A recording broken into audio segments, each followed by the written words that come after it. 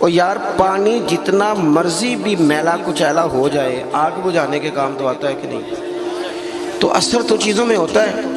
تو چڑیا نے اپنی چونچ میں، باقی تو نہ ساتھ چلیں، تو اس نے اپنی چونچ میں پانی کے چند قطرے بھرے جتنے آ سکتے تھے، اور لا کے حضرت ابراہیم کے لیے جو آگ جلائی گئی تھی اس کے قریب چھوڑے۔ ادھر سے رب کا حکم آ گیا، آگ میرے ابراہیم پہ ٹھنڈی ہو جا۔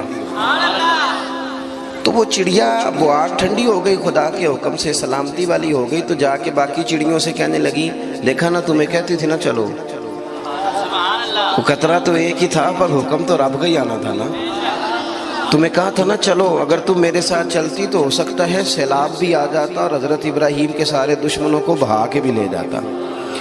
ایک تو سب سے پہلے اپنی اہمیت کو سمجھیں، آپ محسوس کریں کہ ہم مسلمان ہیں۔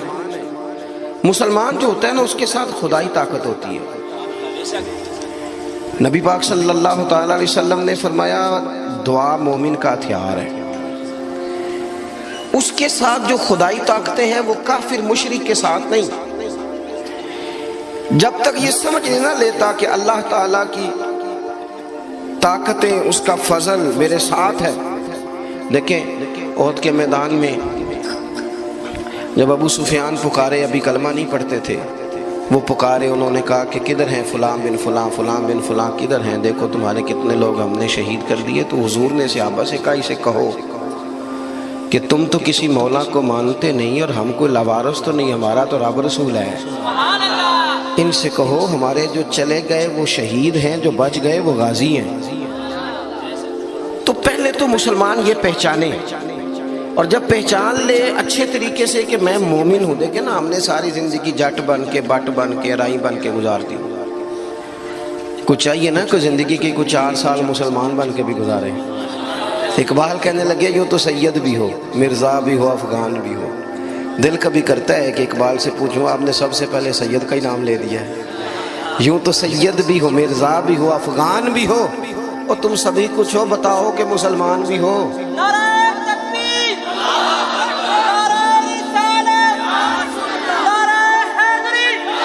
تو سب سے پہلی بات تو یہ کہ مسلمان کو سمجھنا۔ دوسری بات یہ کہ جب وہ سمجھ لینا کہ میں ایک مومن ہوں، جس طرح باپ ہونے کی حیثیت سے کوئی ذمہ داریاں ہیں، استاد ہونے کی حیثیت سے کوئی ذمہ داریاں ہیں، ہماری کسی جماعت کا مقتدا ہونے کی حیثیت سے ذمہ، اس طرح بحیثیت مومن بھی ہماری کچھ ڈیوٹیاں ہیں۔ اللہ تعالیٰ نے قرآن مجید میں فرمایا والعصر، محبوب آپ کے زمانہ پاک کی قسم ہو، ان الانسان لفی خسر، بے شک انسان نقصان میں، خسارے میں، سب انسان نقصان میں، الا الذین، سوائے ان لوگوں کے، آمنوا وعملوا الصالحات، جو ایمان لائے اور پھر نیک اعمال بھی کیے۔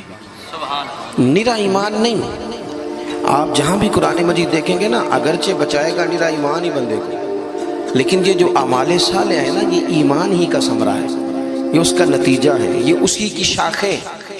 بندہ مسلمان ہو تو اس کے کام بھی تو مسلمانوں والے ہو نا، مومن ہو تو اس کا رویہ بھی مومنوں والا ہو۔ ایسا تو نہیں ہے نا کہ آپ زبردستی منوائیں گے اور کوئی کام نہ کرے وہ مومنوں والا، لیکن وہ کہے کہ میں تمہیں منوا کے چھوڑوں گا۔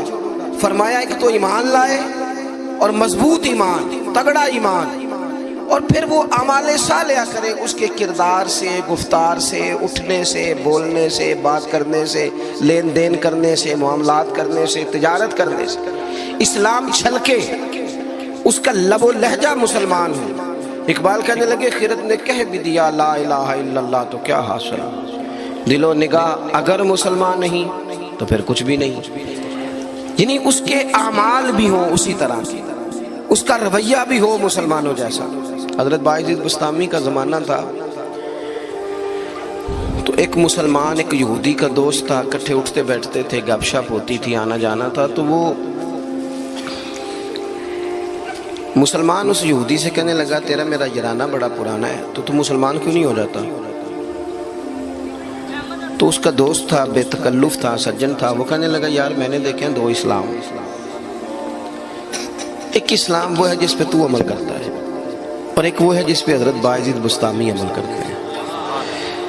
تو میرے ساتھ ہر جگہ چلا جاتا ہے، جہاں تمہارے دین نے منع کیا وہاں بھی چلا جاتا ہے۔ تو ایک تو ہے تیرے والا اسلام، جس طرح کی بولی میری اسی طرح کی تیری، جس طرح کا آنا بہنا اٹھنا بیٹھنا کھانا پینا میرا اسی طرح کا تیرا. تو اگر تم کہہ رہا ہے تیرے والا اسلام قبول کروں تو اس میں تو صرف ایک کلمے کا فرق ہے معاذ اللہ، باقی تو سب وہی ہے. اور ایک اسلام ہے حضرت بایزید کا، بولے تو سچ بولے، کھائیں تو طیب کھائیں، دعوت دیں تو خیر کی دیں، بات کریں تو بھلائی کی کریں.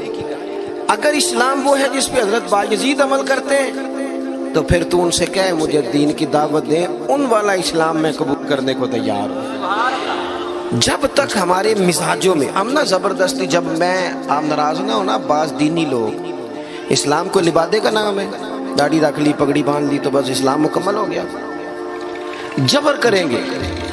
بعض دفعہ اس طرح کا لہجہ اختیار کریں گے کہ لوگ پریشان ہو جائیں.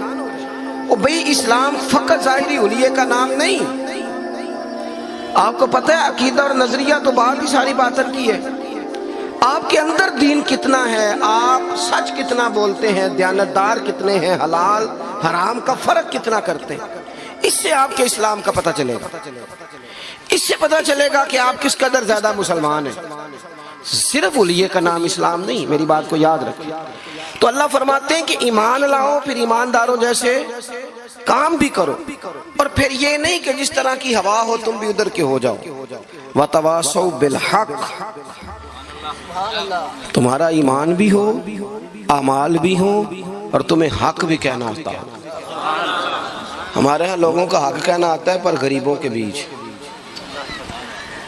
میں جی ہمیشہ سچ بولنا کدے نال ماڑے بندے نا، میری گل کھری کرنا بھی، تو کھری گل ڈی ایس پی دے منہ تے کری جا کے تیرا پتہ لگے. یہ جڑی تو کھری گل کرنا ہے نا، دیکھو نا جی آپ سارے لوگ مجھ سے پیار کرنے والے ہیں، میں جو مرضی کہوں آپ نے کہنا ماشاءاللہ، محبت سے ہیں نا آپ. مزہ تو تب ہے کہ ایوان اقتدار میں آپ جائیں، وہاں آپ سچ بات کریں. بہت سارے لوگ سچ بولتے ہیں دوسروں کے بارے میں، حالانکہ سب سے زیادہ سچ اپنے بارے میں بولنا چاہیے. لوگوں کے عیب چھپانے کا حکم ہے وہ دنیا بیان کرتی ہے، اور اپنے لیے استغفار کا معاملہ ہے وہاں لوگ دعویٰ نیکی کر جاتے ہیں. حق بات کی جائے، حق. اور یہ بات یاد رکھ لیں، جب آپ حق کے دائی ہیں پھر آپ کہیں میں سکون تلاش کروں، رات کو آرام سے سوؤں، دن کو موج سے کھاؤں، یہ ہو نہیں سکتا. حق کا رستہ بہرحال اس میں سپیڈ بریکر بھی آتے ہیں، اس میں کانٹے بھی آتے ہیں، اس میں تکلیفیں بھی. حضرت جنید بغدادی نے ایک بندے کا جنازہ پڑھا تو لوگ کہنے لگے جی سارے ہی انہوں چنگا آندے، بندہ ہی کمال تھا، کس سے کوئی شکوہ ہی نہیں، سب ہی اچھا کہتے. حضرت جنید بغدادی فرمانے لگے اوہو غلطی ہو گئی، منافق کا جنازہ پڑھ لیا، یہ تو جس کے منہ پہ جاتا تھا اسی کا ہو جاتا تھا. آپ فرمانے لگے اگر سچی بات کرتا تو کچھ نہ کچھ مخالف بھی ہوتا.